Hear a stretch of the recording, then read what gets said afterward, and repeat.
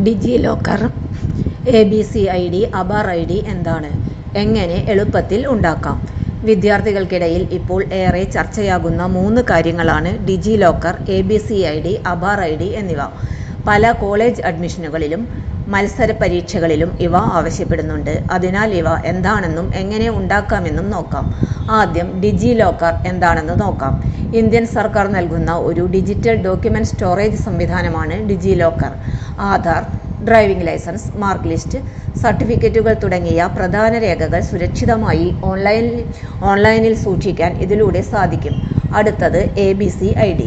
ABC എന്നത് academic bank of credits എന്നാണ്. വിദ്യാർത്ഥികളുടെ അക്കാദമിക് ക്രെഡിറ്റുകളും പഠന വിവരങ്ങളും ഡിജിറ്റലായി സൂക്ഷിക്കുന്ന ഒരു സംവിധാനമാണിത്.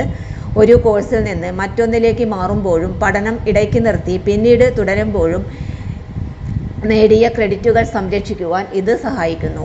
ഇനി ആധാർ ID എന്താണെന്ന് നോക്കാം. ആധാർ എന്നത് automated permanent academic account registry എന്നാണ്. One nation one student ID പദ്ധതിയുടെ ഭാഗമായുള്ള വിദ്യാർത്ഥികളുടെ സ്ഥിരം അക്കാദമിക് ID ആണ് ഇത്. വിദ്യാർത്ഥിയുടെ വിദ്യാഭ്യാസ യാത്രയുമായി ബന്ധപ്പെട്ട വിവരങ്ങൾ എല്ലാം ഈ IDയുമായി ബന്ധിപ്പിക്കപ്പെടും. പലർക്കും ഉള്ള ഒരു സംശയമാണ് ABC IDയും ആധാർ IDയും ഒന്നാണോ എന്നത്. നിലവിൽ വിദ്യാർത്ഥികൾ ഉപയോഗിക്കുന്ന സാഹചര്യത്തിൽ ആധാർ IDയും ABC IDയും ഒരേ അക്കാദമിക് തിരിച്ചറിയൽ സംവിധാനത്തിന്റെ ഭാഗമായാണ് പ്രവർത്തിക്കുന്നത്. പല പോർട്ടലുകളിലും ഇവ പരസ്പരം ഉപയോഗിക്കുന്നതായി കാണാം. എങ്ങനെ ഡിജി ലോക്കർ വഴി ABC, ആധാർ ID ഉണ്ടാക്കാമെന്ന് നോക്കാം. ഡിജി ലോക്കർ ആപ്പ് അല്ലെങ്കിൽ വെബ്സൈറ്റിൽ അക്കൗണ്ട് സൃഷ്ടിക്കുക. ആധാർ ഉപയോഗിച്ച് വെരിഫിക്കേഷൻ പൂർത്തിയാക്കുക. സെർച്ച് ഡോക്യുമെന്റ്സ് എന്ന ഓപ്ഷനിൽ പോകുക.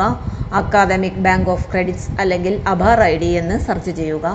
ആവശ്യമായ വിവരങ്ങൾ നൽകുക. ഗെറ്റ് ഡോക്യുമെന്റ്സ് ക്ലിക്ക് ചെയ്യുക. നിങ്ങളുടെ ABC, ആധാർ ID ഉടനെ ജനറേറ്റ് ചെയ്യപ്പെടും. കോളേജ് അഡ്മിഷൻ, സ്കോളർഷിപ്പ് അപേക്ഷ, ദേശീയ വിദ്യാഭ്യാസ സേവനങ്ങളുമായി ബന്ധപ്പെട്ട പല സേവനങ്ങൾക്കും ഇനി ഈ ID ആവശ്യമായി വരാൻ സാധ്യതയുള്ളതിനാൽ എല്ലാ വിദ്യാർത്ഥികളും ഇത് ഉണ്ടാക്കി സൂക്ഷിക്കുന്നത് നല്ലതാണ്. ഈ വീഡിയോ ഉപകാരപ്പെട്ടാൽ ലൈക്ക് ചെയ്യാനും ഷെയർ ചെയ്യാനും ചാനൽ സബ്സ്ക്രൈബ് ചെയ്യാനും മറക്കരുതേ.